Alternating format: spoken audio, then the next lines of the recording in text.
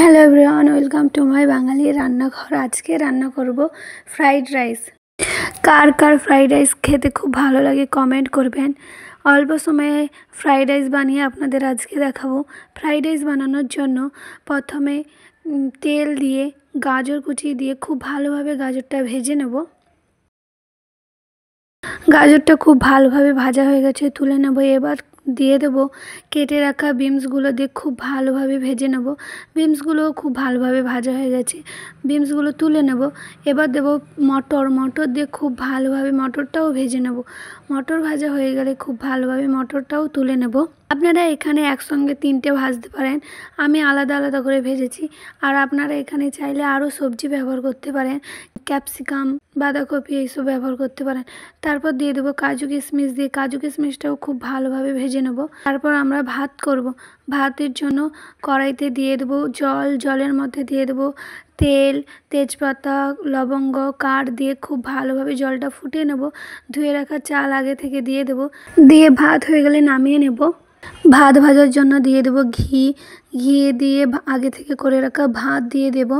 আমি এখানে দুবার ভাত ভাজবো, ফার্স্টে অল্প ভাত দিয়ে দেবো, দিয়ে তার উপর দিয়ে দেবো ভেজে রাখা বিনস, গাজর, মটর, দিয়ে ওপর দিয়ে দেবো কাজু কিশমিশ, অল্প লবণ, 1 চামচ চিনি গুঁড়ো, আমি আগে থেকে চিনি গুঁড়ো করে রেখেছিলাম, দিয়ে খুব ভালোভাবে নাড়িয়ে ভাতটা খুব ভালোভাবে ভেজে নেব।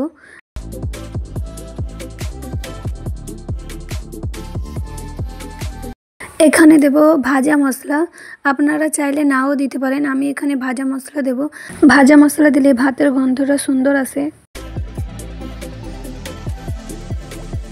ভাত ভাজা হয়ে গেছে, এবার নামিয়ে নেব। এইভাবে আরেকবার আমরা ভাত ভেজে নেব সেম প্রসেসে।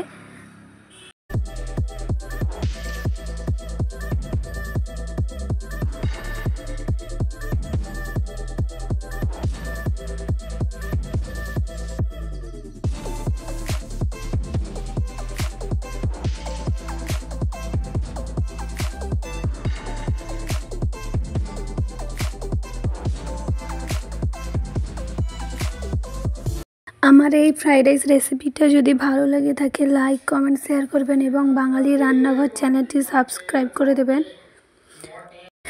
আমার চ্যানেলে আপনারা আরও কী কী ভিডিও দেখতে চান অবশ্যই কমেন্টে জানাবেন।